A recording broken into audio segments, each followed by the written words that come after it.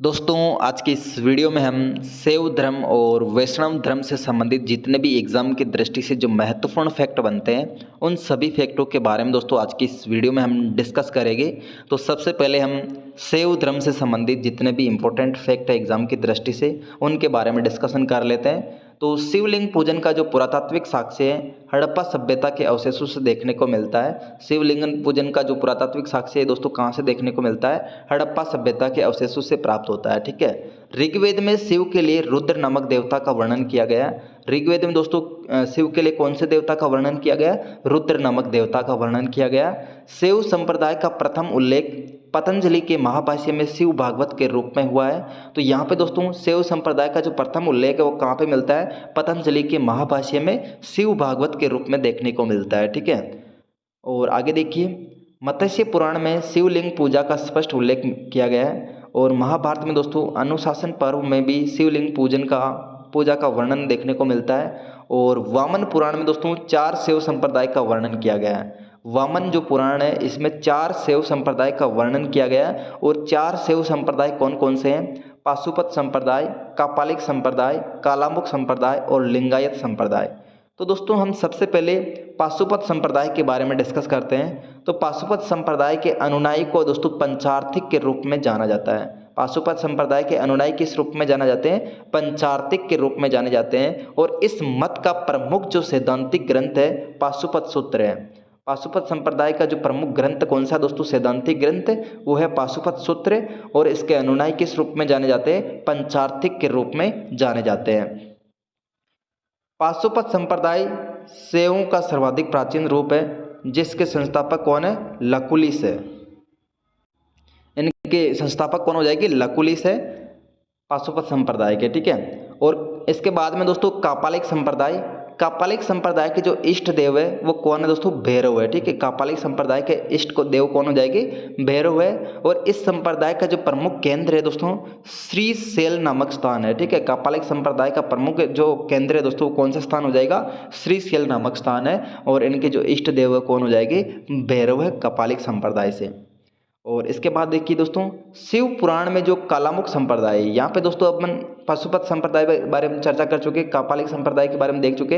अब दोस्तों कालामुख संप्रदाय, कालामुख जो संप्रदाय है इसके अनुयायी क्या कहलाते हैं? महावर्तधर कहा जाता है। कालामुख जो संप्रदाय है इसके अनुयायियों को क्या कहा जाता है? महावर्तधर कहा जाता है। और इस संप्रदाय के जो लोग हैं नर कपाल में भोजन करते हैं, जल पीते हैं और सुरापान करते हैं। दोस्तों नर कपाल में क्या करते हैं? भोजन करते हैं, जल पीते हैं और सुरापान करते हैं। कौन से संप्रदाय के?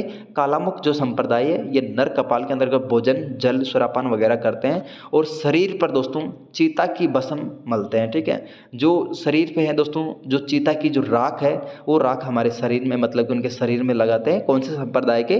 कालामुख संप्रदाय के। इसके बाद में संप्रदाय है दोस्तों लिंगायत संप्रदाय। लिंगायत संप्रदाय दोस्तों शिवलिंग की पूजा करते हैं। और लिंगायत समाज के जो लोग हैं मुख्यतः दक्षिणी भारत में बसते हैं। ठीक है। और लिंगायत संप्रदाय को वीर शिव और वैर शैव संप्रदाय भी कहा जाता है। और लिंगायत संप्रदाय के प्रवर्तक दोस्तों कौन है? अल्लाह प्रभु है। और उनके शिष्य कौन है? बासव को बताया जाता है। ठीक है।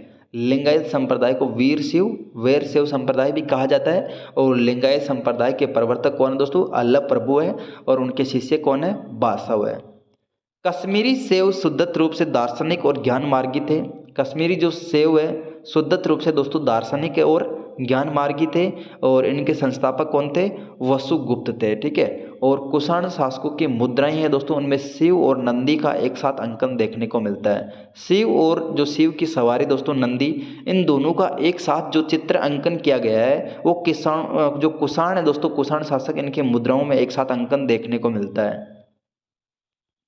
ऋग्वेद में शिव के लिए भव, सर्व, पशुपत और भूपति आदि शब्दों का प्रयोग किया गया है। ऋग्वेद में दोस्तों भव, सर्व, पशुपति और भूपति नामक जो शब्द है इन सभी शब्दों का प्रयोग ऋग्वेद में किया गया है शिव के लिए। और दक्षिणी भारत के शासकों ने शैव धर्म को काफ़ी प्रोत्साहित किया था।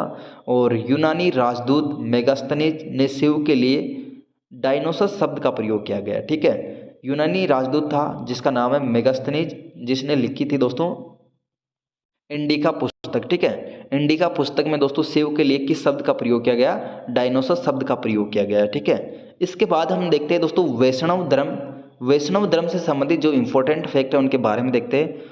उपनिषदों से हमें वैष्णव धर्म के बारे में जानकारी मिलती है, और उपनिषद का जो शाब्दिक अर्थ होता है उसका अर्थ होता है दोस्तों पास बैठना, ठीक है। उपनिषद का शाब्दिक अर्थ क्या होता है? पास बैठना। और वैष्णव धर्म की जानकारी कहाँ से मिलती है? ये दोस्तों उपनिषद से मिलती है, ठीक है। भागवत धर्म से ही वैष्णव धर्म का विकास 6ठी शताब्दी ईसा पूर्व हुआ था, और वैष्णव धर्म के प्रवर्तक दोस्तों श्री कृष्ण भगवान हैं, और वर्षण कबीले थे जिनका निवास स्थान मथुरा था, ठीक है। जो वैष्णव धर्म है दोस्तों, इसके प्रवर्तक कौन है? श्री कृष्ण है, और इनका निवास स्थान कहाँ पे दोस्तों? मथुरा उत्तर प्रदेश में है, ठीक है। कृष्ण का उल्लेख सर्वप्रथम छंदोग्य उपनिषद में देवकी पुत्र और गोरा आंगिरस के शिष्य के रूप में हुआ है। मत्स्य पुराण में विष्णु के 10 अवतारों का वर्णन किया गया है। जो मत्स्य पुराण है दोस्तों, इसमें विष्णु भगवान के टोटल 10 अवतारों का वर्णन किया गया है। सबसे पहले मत्स्य है, फिर है कूर्म, वराह, नरसिंह, वामन, परशुराम, राम, बलराम, बुद्ध और कल्कि। तो टोटल कितने मतलब कि है ये दोस्तों विष्णु भगवान के अवतार 10 अवतार है, और ये वर्णन कहाँ पे देखने को मिलता है? मत्स्य पुराण में देखने को मिलता है, ठीक है। ऐतरेय ब्राह्मणे में दोस्तों विष्णु का वर्णन सर्वोच्च देवता के रूप में किया गया है। ऐतरेय जो ब्राह्मण है दोस्तों, इसमें विष्णु भगवान का वर्णन सर्वोच्च देवता के रूप में देखने को मिला गया है, और विष्णु के वराह अवतार का प्रथम उल्लेख ऋग्वेद में मिलता है, और विष्णु के सभी अवतारों में दोस्तों वराह अवतार सबसे ज़्यादा लोकप्रिय है, ठीक है। और वैष्णव धर्म में ईश्वर प्राप्ति का मार्ग भक्ति को बताया गया है। तो दोस्तों वैष्णव धर्म में जो ईश्वर की प्राप्ति का मार्ग किसे बताया गया है? भक्ति को बताया गया है। और भारत में दोस्तों तमिल प्रदेश वैष्णव धर्म का केंद्र रहा था, ठीक है। यूनान के राजदूत मेगास्थनीज ने कृष्ण के लिए हेराक्लीस शब्द का प्रयोग किया गया दोस्तों। शिव के लिए कौन सा शब्द प्रयोग किया गया था? तो शिव के लिए जो शब्द प्रयोग किया गया था दोस्तों, कौन सा शब्द था? डायोनस शब्द था।